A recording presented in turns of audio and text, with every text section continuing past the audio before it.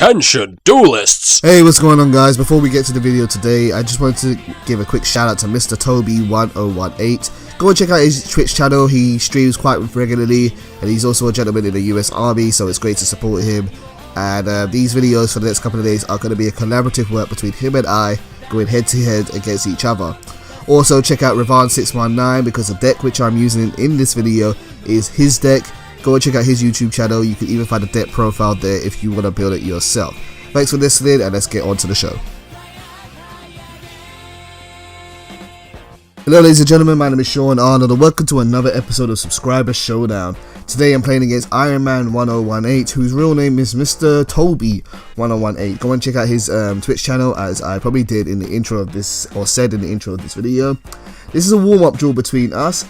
Recently I got some feedback where someone said to me they would like to see more duels of me playing against people I know, and also duels of me playing in matches. We're going to do a match after this video here, but for now this is just our warm-up duel. This is me playing Satellerknights and he is playing a Monarch deck. He's trying to build a Monarch deck and trying to test it out and make it better. And yeah, so we're just going head to head there. Sorry for the lack of any sound effects in this video. Both of us were using our microphones, so I'm doing my voiceover commentary as usual. However, I've had to mute the video because of the microphones and us talking to each other. Although we didn't really say too much, we were just concentrating quite a bit and just focusing on doing the best we can. Yeah, so I'm playing Satellerknights, and this is a deck which someone else also wanted to see. I'm not very familiar with Satellerknights. I'm enjoying using them, but I know they're like a really top tier deck, and I'm usually kind of the anti-meta guy, so I don't really go for the top tier options, but they're really good. So what I've just done here is let me explain about the Satellerknights so I don't have to repeat this. All the Satellerknights have an effect where that when they're summoned they get to do something. Now Vega, who I summoned not just now but before, Satellarknight Vega lets you special summon a Satellarknight from your hand, whereas Satellarknight Unkuli or Unkulai, he lets you take one Satellarknight from your deck and send it to your graveyard. This is a really good combo to set up with Satellarknight Altair, who can revive monsters from the graveyard, and they all keep on just generating advantage for you. They really remind me of gadgets, but much better than gadgets, absolutely. So I'm considering using an XE summon here. I know they have some really good ones, and I'm just reading over Satellarknight Deltros, but the one which I'm going to use is Satellarknight Trevere. Trevere has a really good solid effect, and that is that he takes 3 materials to use, but when he is synchro summoned, and I'm just going to wait for that to happen, special shiny super effect activation go. Yep, it's a Satellarknight Trevere. When he is synchro summoned, and I'm going to put him in attack position. When he is synchro summoned, I'm just going to say it now. When he's synchro summoned, he gets to bounce every single card on the field back to the opponent's hand except for himself. Or to your hand as well, sorry, he does both sides of the field. Then he has another effect where if he detaches one card, he can then force your opponent to discard one card at random from their hand. A really good way to kind of get rid of your opponent's cards, although it's really difficult to do this against Monarchs, because Monarchs also have cards which can be recycled quite often, like Battle Fade and the likes of that. So Satellarknight Trevere is got a free open room to swing, so we're going to attack with him for 2100, but unfortunately I can't. Yep, no, there it is. There's a direct attack. And he uses Battle Fader. I thought he might do that. Monarchs, they're really annoying. When you're playing against Monarchs, you have to play a meta game with them, and that is normally when you attack, they're gonna do something. They're gonna respond. Whether they're gonna play like a Ghost Trick or they're gonna play Battle Fader, they're usually gonna do something which puts them at advantage and you at a disadvantage. And me allowing Battle Fader to come on the field means he's gonna be able to tribute summon next turn. So I'm having a look at this rank 5 Satellarknight here, and I'm going to use my one Satellarknight Trevere to bring out this other Satellarknight, and this one is called Satellarknight Constellar Diamond. What a good name that one is.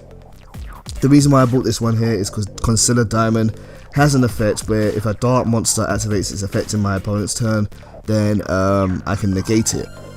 So if my opponent chooses to try and bring out Caius, then it could stop it. But who knows? It might not happen. Monarchs have a lot of options. So, but that is just the best thing I could do for the time being.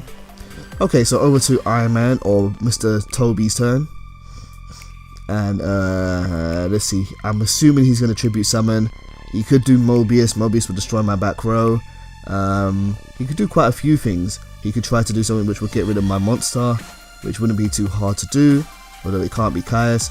And no, he's not going to do either of those. He's going to play Ice Hand.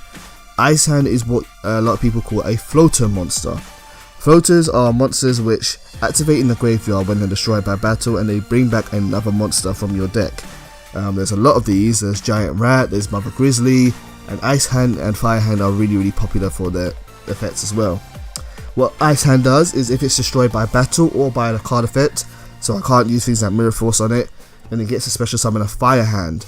Also, when Ice Hand is destroyed, it gets to destroy a spell or trap card on the field, which is really annoying. So let's see which one he's going to destroy. He's going to destroy the second one on my field, and there goes Mirror Force.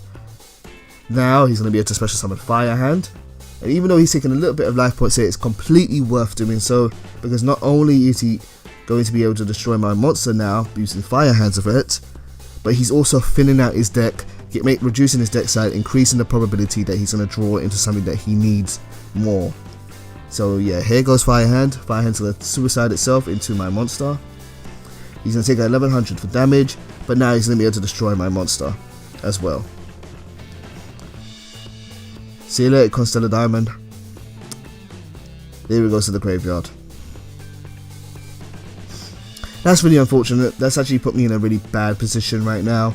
And now my opponent gets to bring out another Ice Hand, so he's going to be able to attack freely with that for 1400 damage. They're really good cards. I really like Ice Hand and Fire Hand, although you really have to build around them.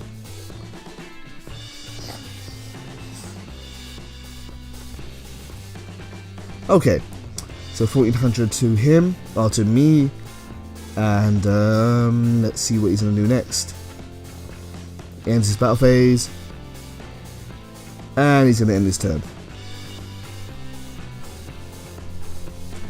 Okay, what did I draw into? I drew into Stellar Knight Nova, or Stellar Nova Alpha, sorry. Like I said, I'm not really familiar with these cards. Stellar Nova Alpha is a really good trap card, but I need to set it first. And I'm going to bring out, most likely going to bring out Satellerknights Altair. I'm just checking my graveyard for what I have to bring back and revive. I've got Deneb as a choice, and I've got Vega as a choice. So first I'm going to use Call of the Haunted. Call of the Haunted is going to revive Satellerknight Deneb. And when Deneb is summoned, you can add one Satellerknight monster from your deck to your hand. Really good searching effect, a really good monster, and it's a warrior as well, so you can play Reinforcement in the army, search Deneb, and then bring out another monster. And now I'm going to grab another copy of Altair. Altair is a really good card for this deck. So now I'm going to summon Satellerknight Altair, and Altair is going to be able to revive one of my monsters from my graveyard and special summon it, and it can be anyone really. It could be even the high ranked ones as well. But I'm gonna go for, what am I gonna go for? I'm gonna go for Vega. Yep, I'm gonna go for Vega. And when Vega is special summoned, we'll wait for that to happen. When Vega is special summoned, Vega gets to special summon a monster from my hand, and hopefully I choose Unkulai and not Altair. I might make the mistake and choose Altair, who knows. Yep, I did make that mistake. What you gotta be careful with Satellerknights is that they all have a limitation, and you can only use one of their effects once per turn. So I just wasted my Altair's effect there, and I've learned that the hard way. And unfortunately, I'm not gonna be able to revive another monster with Altair again.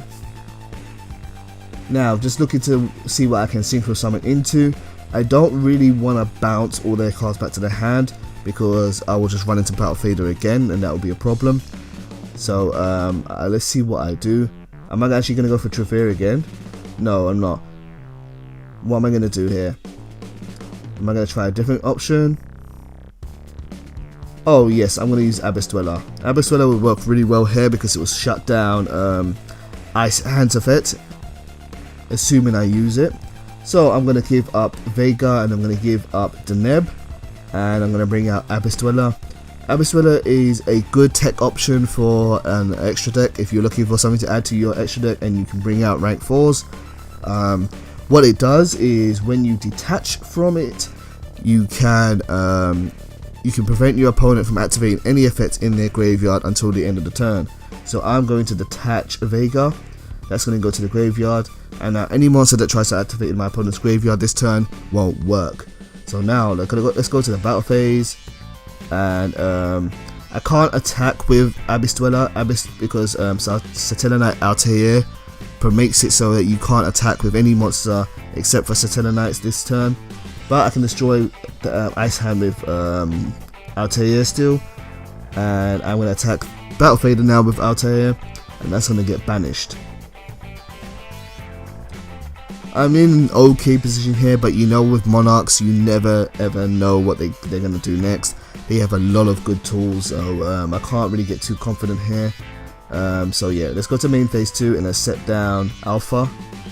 Alpha will allow me to negate any of my opponent's effects as long as I have a Satellerknight on the field to do so with, so that will give me a little bit of protection over the next turn. And we will see, hopefully Mr. Toby has just a whole lot of tribute monsters in his hand and not a lot of spell cards, because cards like the Monarch Stormforth could really ruin my day right now.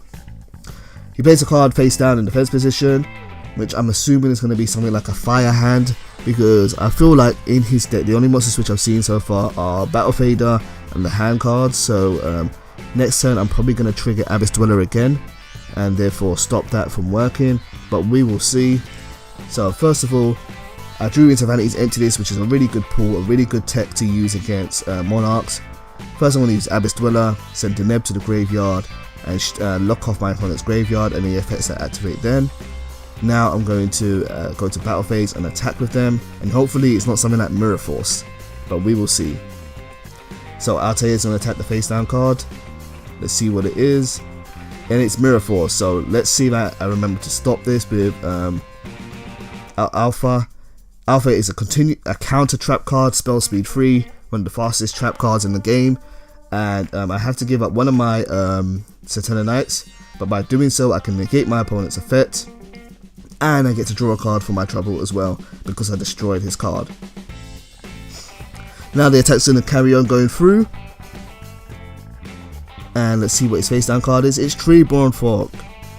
Treeborn Frog isn't going to be hurt really by Abyss Dweller, unfortunately, because it's going to come back in the next turn, so he's still a good option for my opponent right now.